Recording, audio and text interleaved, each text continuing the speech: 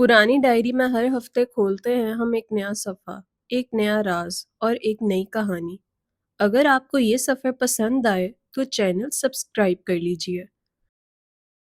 अब कहानी शुरू करते हैं।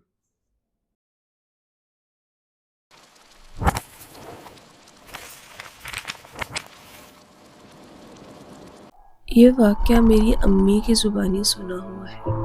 वो बताती हैं कि जब वो तकरीबन 10-11 साल की थी, इनके गांव में एक अजीब सा असूल था। रात 8 बजने से पहले हर बच्चे ने घर पहुंच जाना होता था। कोई इस असूल पर सवाल नहीं करता था, क्योंकि हर घर में एक ही बात सुनी जाती थी। 8 बजने के बाद पिछल पैरी निकलती है।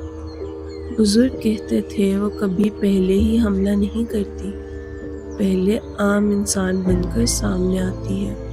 कभी रास्ता पूछती है, कभी पानी और कभी सिर्फ वक्त पूछती है। उस ज़माने में ना मोबाइल थे, ना गलियों में बिजली की रोशनी।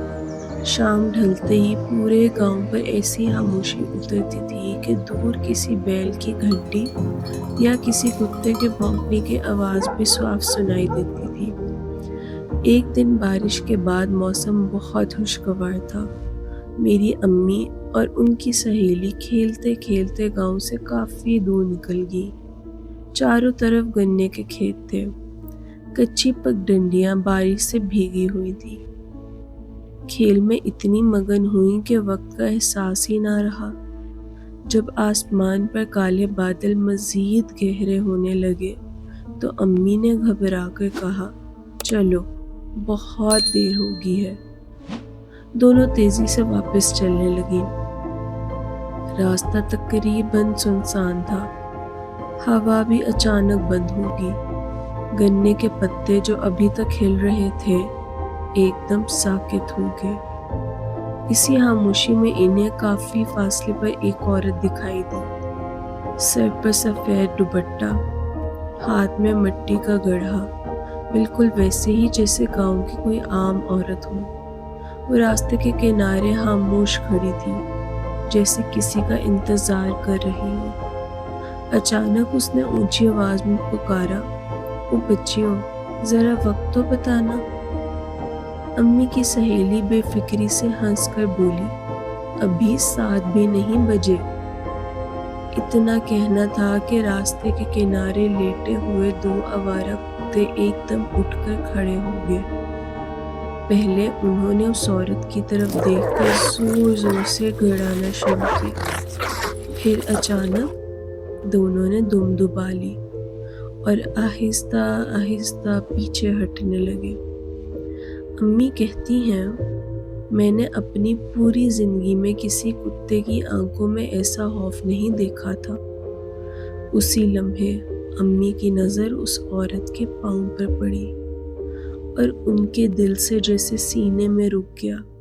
औरत का चेहरा उनकी तरफ था, लेकिन उसके पाँव बिल्कुल उल्टे थे, मुकम्मल उल्टे। अम्मी ने सहेली का हाथ जोर से पकड़ा और कहा, मत देखो, भागो। दोनों पूरी ताकत से दौड़ने लगी। बारिश दोबारा शुरू हो चुकी थी। पीछे से किसी के दौड़ने की आवाज़ नहीं आ रही थी, सिर्फ जैसे कोई भीगी हुई मिट्टी पर आहिस्ता आहिस्ता कदम रख रहा हो। अम्मी ने एक लम्हे के लिए पीछे देखा। वो औरत अब तक वहीं खड़ी थी, लेकिन अब वो पहले से कहीं ज़्यादा करीब थी। हालांकि उन्होंने उसे चलते हुए नहीं देखा था। दोनों और तेज भागने लगी।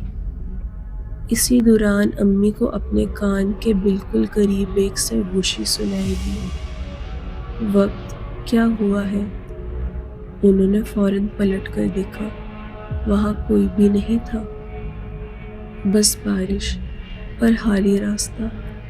गांव की पहली गली नजर आते ही दोनों तकरीबन रोती हुई घर पहुंची। नानी पहले ही दरवाजे पर खड़ी थी।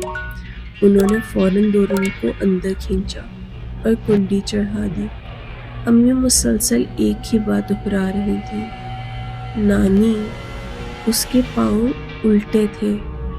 گھر والوں نے انہیں سمجھایا، ڈر گئی ہوگی، وہم ہو گیا ہوگا۔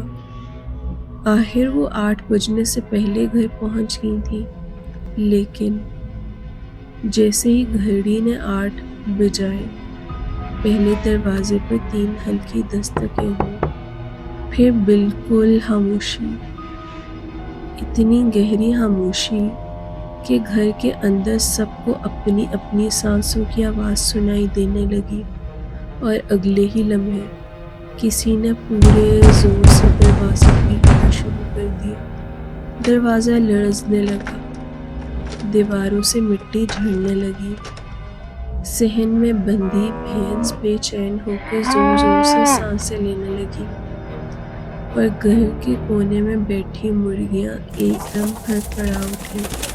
پھر جس اچانک سے یہ سب شروع ہوا تھا، اسی طرح ایک دم خاموشی چھا گئی۔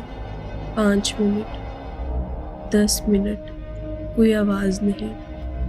آخر امی کی نانا نے آہستہ سے دروازے کی جھڑی سے باہر دیکھا۔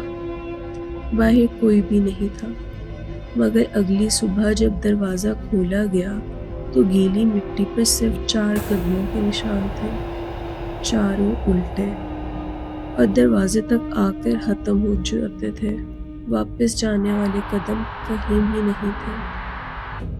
امی آج بھی کہتی ہیں، اگر اس دن وہ چند منٹ اور کھیلتی رہ جاتی تو شاید آج یہ قصہ سنانے کے لیے زندہ نہ ہوتی۔